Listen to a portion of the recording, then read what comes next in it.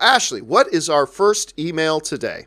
First email is from Patreon supporter Amin Mashayeki. Okay, we need to talk about this new Danny Boyle film Yesterday. I wasn't even aware of the film and I just saw the trailer and I have to say I am excited. I think the trailer was so great and the storyline is so neat and I'm really looking forward to it. What do you think of the trailer and are you interested in the film? I'll tell you what, guys, I was pretty much unaware of this film.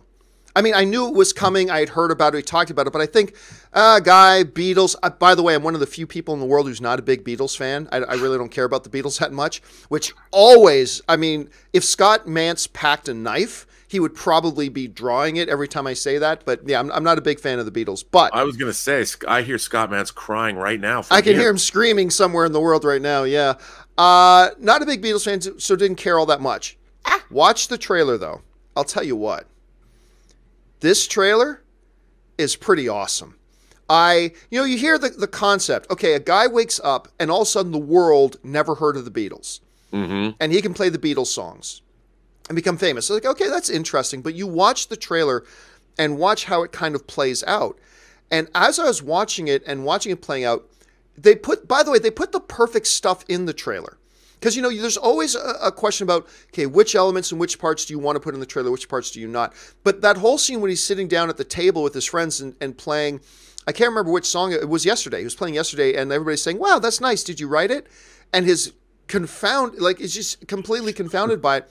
I thought that was really, really great. So Robert, you had a chance to see this trailer. What do you think about it? Oh, I loved it. I mean, to me, it's such a great fantasy premise. I mean, it's got the really same allure of like a time travel movie, like somebody goes back in time and erases you from existence or something. And the idea, and the people haven't disappeared, and they've got that scene where he's like on the James Corden show, and well, here's two guys who said they really wrote these songs. And and is it Paul and Ringo, or is this? I don't know. We'll find out. Yeah, the premise to me is irresistible, and never bet against Danny Boyle. I mean, it didn't really do anything here, but I love Trainspotting. But I loved Trainspotting 2.